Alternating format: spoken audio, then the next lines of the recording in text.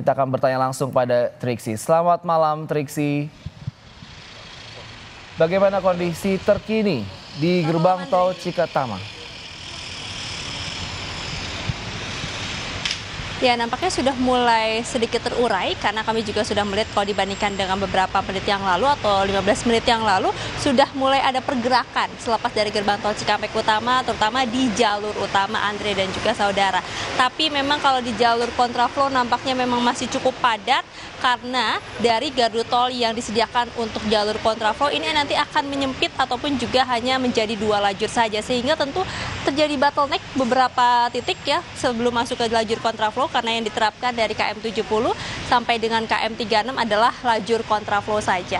Nah, Andre dan juga saudara, untuk lebih jelasnya mungkin kita akan berbincang langsung dengan Direktur Bisnis PT Jasa Marga Trans Jawa Tol, Bapak Pratomo Bimawan Putra. Selamat malam Pak Bima. Selamat malam. Pak Bima, boleh disampaikan terkait dengan volume kendaraan ya. Sampai saat ini sudah berapa banyak kendaraan yang masuk ke gerbang tol Cikampek Utama dan sudah mendekati puncak dari prediksi arus balik ya Pak? Ya, sampai dengan saat ini dapat kami laporkan bahwa shift 1 plus shift 2, jadi dari jam 6 pagi sampai dengan pukul 22 malam ini tercatat sudah 90.000 kendaraan yang menuju ke arah Jakarta, yang terdiri dari sekitar 60.000 ini dari arah Trans Jawa melalui Cikampek Utama, sisanya dari arah Bandung atau Cipularang melewati Kali Hurip Utama, sehingga total sampai dengan saat ini yaitu pukul 10 malam ini total jumlahnya 90.000 kendaraan. Kalau prediksi kami total di beban di volume lalu lintas di kilometer 66 adalah 180.000, yang terdiri dari 120.000 dari Trans Jawa dan 60.000 dari Cipularang. Berarti sebenarnya kalau bisa dibandingkan antara gerbang tol Cikampek Utama dan gerbang tol Kali Hurip Utama, lebih banyak mana Pak kendaraan yang masuk ke arah Jakarta? Ya, untuk yang masuk ke arah Jakarta kami prediksi dan sampai dengan saat ini realisasinya juga konsisten, lebih banyak dari arah Trans Jawa melalui gerbang tol Cikampek Utama. Tapi kalau misalnya kita melihat kepadatan, karena kemarin malam juga sudah mulai ada kepadatan ya Pak seperti hari ini. Tapi kalau dibandingkan dengan semalam, seperti apa perbandingannya Pak, dan lebih banyak mana Pak kepadatan maupun juga antriannya jika dibandingkan?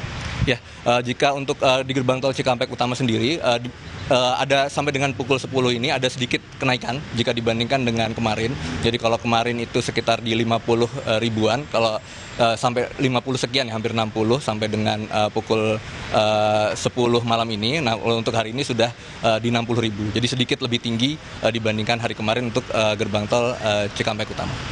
Tapi kalau misalnya kita bandingkan dengan tahun lalu Lebaran atau arus balik ya Pak dari tol Trans Jawa menuju ke arah Jakarta melewati gerbang tol Cikampek Utama, seperti apa perbandingannya? Apakah lebih tinggi atau lebih rendah justru? Ya, kalau dibandingkan dengan tahun lalu yang H plus 4 ya, sama-sama H plus 4 sebenarnya ada kenaikan di 18% Bu, untuk total dari Cikampek Utama plus dengan yang dari Kali Hurip Utama, 18% sejauh ini. Tapi kalau dengan kenaikan 18% tersebut, optimalisasi ataupun antisipasinya berarti lebih ditingkatkan di tahun ini ya Pak? Mungkin boleh ceritakan sedikit seperti apa? Ya, pertama kami menyiagakan seluruh lajur gardu transaksi. Kalau untuk di gerbang tol Cikampek Utama ini total ada 32 lajur transaksi yang saat ini seluruh lajurnya sudah melayani transaksi ke arah Jakarta. Kemudian kami menyiagakan 28 mobile reader untuk membantu kapasitas transaksi di gerbang tol Cikampek Utama sendiri. Nah, selain itu tadi kami mendukung kepolisian untuk menyiapkan rekayasa lalu lintas, baik itu one way maupun kontraflow. Nah, seperti tadi yang sudah disampaikan oleh Bu Valencia ya, jadi bahwa kalau jika ada kepadatan di salah satu antara di lajur utama atau di lajur kontraflow, ini di gerbang tol Cikampek Utama, dilepas gerbang tolnya di kilometer 70, itu dilakukan balancing ya atas beban tersebut. Jadi apabila beban di kontraflow-nya lebih sedikit dibandingkan dengan beban di lajur utama, maka dialihkan sebagian ke sana, seperti itu. Jadi dilakukan balancing di situ. Oke, berarti memang ada strategi yang dilakukan ya Pak untuk bisa balancing ataupun juga menyeimbangkan ya. Nah, tapi kalau misalnya kita melihat dari kamera pengawas Jasa Marga ya Pak, ini kan sebenarnya kemacetannya hanya di beberapa titik gitu ya Pak.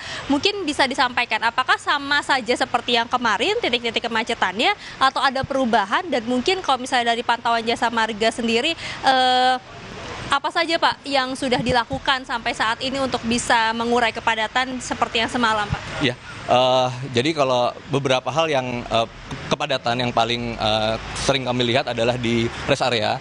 Untuk itu kami himbau dan mohon kerjasama dari pengguna jalan untuk pengguna jalan tol ya untuk mematuhi arahan petugas di lapangan karena memang pada beberapa kondisi tertentu terutama jika rest area kapasitasnya sudah penuh maka akan ditutup untuk pengguna jalan tol dapat menggunakan rest area di rest area berikutnya.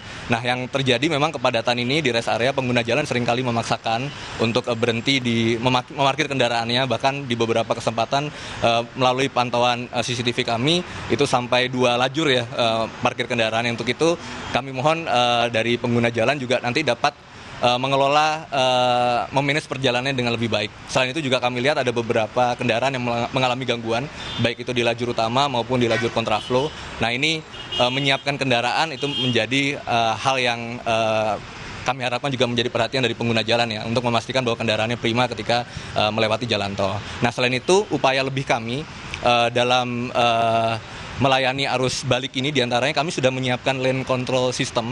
Jadi kalau dilihat di kilometer 71 dan di kilometer 46 ya, ini ada portal rambu dinamis. Nah, itu kalau sebelumnya perambuannya itu menggunakan rambu prisma yang memang letaknya di bawah ya. Kalau sekarang sudah menggunakan rambu portal yang tinggi dan juga digital tuh. Nah, sehingga informasinya dapat dirubah sesuai dengan kebutuhan dan harapannya lebih informatif bagi pengguna jalan.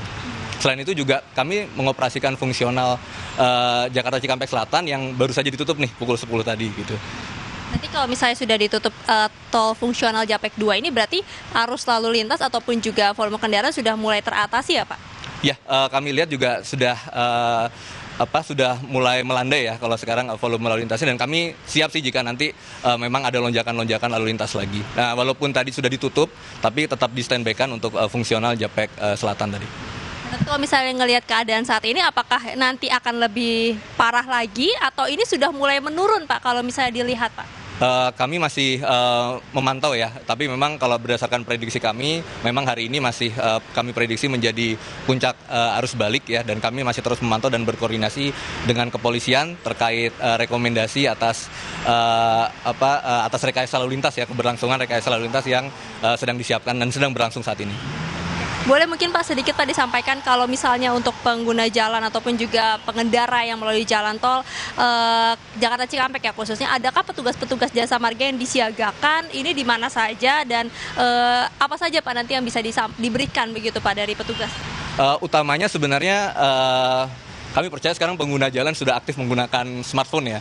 Nah, yang pertama kami merekomendasikan agar pengguna jalan dapat mendownload Travoy di App Store maupun di Apple Store, sehingga dapat mengakses informasi tersebut secara real time, termasuk juga apabila ada gangguan di situ bisa request direct online dari Jasa Marga. Nah, itu merupakan aplikasi yang dikembangkan oleh Jasa Marga Group untuk informasi selama di perjalanan nih. Nah, selain itu dapat menghubungi call center kami di 14080. Nah, selain itu ya masih ada selain tadi mobile app Travoy dan juga call center. Nah, kami juga menyiagakan petugas di beberapa titik yang kritikal. Yang pertama di area gerbang tol, seperti di gerbang tol Cikampek Utama ini. Kemudian tentu di rest area. Jadi petugas kami dari kelompok usaha kami Jasa Marga Related Business itu sudah ada menjagakan petugas di setiap rest area untuk di dalam mengatur flow kendaraan di dalam rest area, termasuk mengantisipasi apabila terjadi kepadatan di rest area untuk berkoordinasi dengan kepolisian dalam melaksanakan buka tutup rest area. Tapi kalau misalnya yang untuk di jalur kontraflow mungkin ada petugas juga yang disiagakan di sana Pak, karena kan kalau misalnya ke arah Jakarta di bagian sebelah sini ini masih bisa, tapi kalau untuk yang di kontraflow ini seperti apa Pak penanganannya kalau dari Jasa Marga? Ya, beberapa peningkatan yang kami lakukan terkait dengan aspek safety di kontraflow. Yang pertama kami memasang reflektif di kedua arah ya di median. Selain itu juga kami memastikan bahwa kun yang digunakan untuk kontraflow itu jaraknya stabil di 10 meter dan di setiap 2,5 kilometer rambu terkait kontraflow atau barrier yang digunakan untuk kontraflow itu dirapatkan, dan juga setiap 5 km ada set rambu pengingat untuk memberikan awareness lebih dan memastikan awareness dari pengguna jalan terus ada. Nah, selain itu kami berkoordinasi dengan kepolisian untuk menyiagakan safety car, untuk safety patrol car gitu ya, untuk dari waktu ke waktu mensurvei lajur kontraflow untuk memastikan aman lajur kontraflow yang digunakan. Mungkin sedikit Pak boleh diceritakan terkait dengan hambatan di kontraflow ya Pak. Kalau dari temuan Jasa Marga yang dipantau juga dari kamera pengawas Jasa Marga, apa saja Pak sebenarnya temuan-temuan kayak hambatan arus lalu lintas di kontraflow maupun juga pengendara yang bandel sebenarnya waktu ada di jalur kontraflow. Ini bisa jadi imbauan juga buat mereka Pak. Ya, kami pertama kami melihat jadi beberapa kendaraan mengalami gangguan ya di gangguan perjalanan yang kalau kami lihat dari lebih ke aspek kendaraannya di lajur kontraflow. Nah, ini dapat diantisipasi dengan tentunya memanage perjalanannya tadi ya, agar kami harapkan memang pengguna jalan dapat sebelum melakukan perjalanan dapat memastikan kendaraannya dalam kondisi prima, dan juga dari waktu ke waktu ketika di perjalanan diharapkan dapat memastikan kendaraannya tadi dapat dalam kondisi prima. Nah, selain itu juga kami harapkan pengguna jalan dapat melihat sebelum memasuki kontraflow dapat memperhatikan informasi sebelum masuk kontraflow. Jadi memang ada asal tujuan tertentu yang memang tidak dapat diakses melalui kontraflow.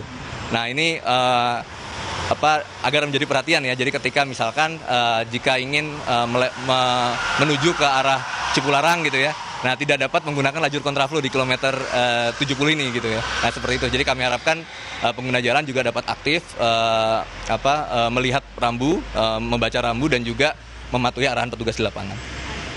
Terima kasih banyak informasinya dan waktunya Pak Pratomo Bimon Putra selaku Direktur Bisnis PT Jasa Marga Trans Jawa Tol. Terima kasih Pak Bima. Nah, itu tadi Andri dan juga saudara, cukup banyak informasi yang disampaikan terutama juga imbauan-imbauannya. Kalau tadi boleh menyentil sedikit terkait dengan peringatan-peringatan kepada pengguna jalan ataupun juga pengendara pemudik yang melakukan perjalanan pada hari ini ataupun juga esok hari ketika melalui jalur kontraflow. Kami sangat melihat beberapa kali, Andrea dan juga saudara, banyak pengendara yang tidak sabar. Nah, ketidaksabaran ini yang justru bisa menyebabkan antrian lebih panjang maupun juga yang paling parah adalah kecelakaan. Karena kalau tadi kami memantau bukan hanya di KM 70 saja di dekat gerbang tol Cikampek Utama, tapi di KM 72 ataupun di beberapa KM lainnya ada pengendara-pengendara yang nekat untuk putar balik dari jalur kontraflow-nya, keluar dari jalur kontraflow-nya mengarah kembali ke arah Palimanan.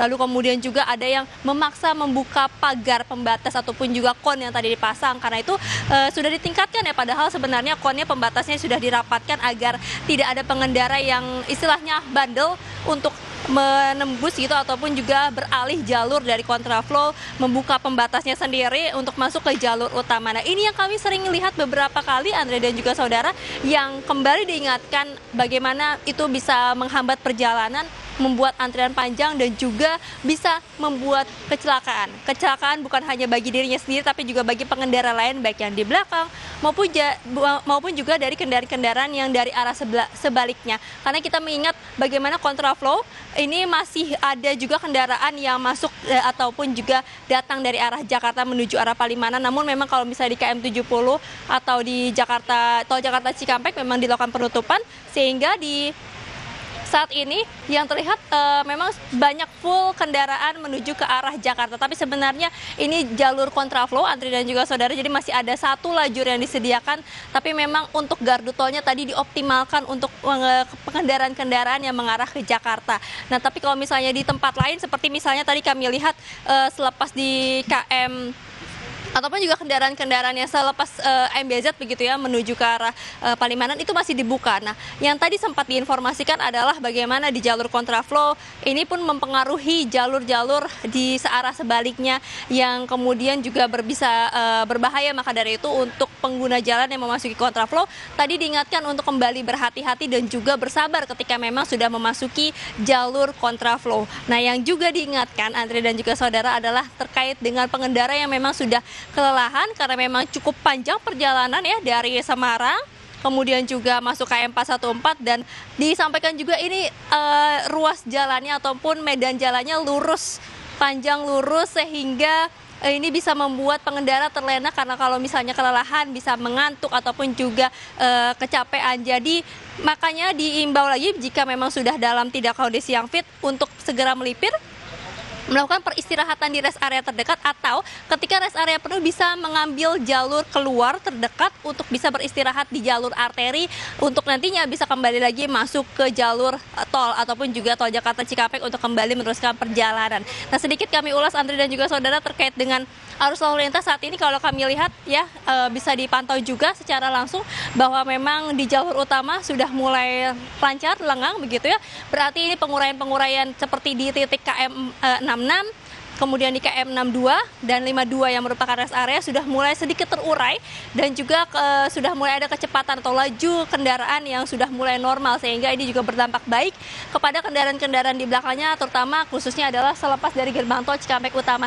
Tapi memang kalau untuk yang di jalur kontraflow masih tersendat, masih cukup padat merayap Andre dan juga saudara, dan bahkan kami melihat ada beberapa kendaraan yang berhenti di bahu jalan atau di jalur kontraflow karena memang mengalami trouble. Tadi yang diingatkan adalah untuk tidak keluar lajur ketika memang mengalami trouble ataupun juga hambatan, tapi tidak perlu khawatir karena nanti akan ada petugas yang segera menghampiri untuk bisa memberikan bantuan jika ada hambatan di jalur kontraflow.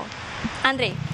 Baik, terima kasih Triksi Valencia yang melaporkan langsung dari gerbang tol Cikatama. Sejumlah catatan sudah diberikan, dan khususnya bagi para pengendara yang cukup nakal, agak sedikit nakal, yang mereka menggunakan jalur-jalur yang tidak semestinya untuk bisa pulang ke arah Jakarta. Baik, nanti kami akan berbincang lagi dengan Triksi. Tetap jaga kesehatan Triksi.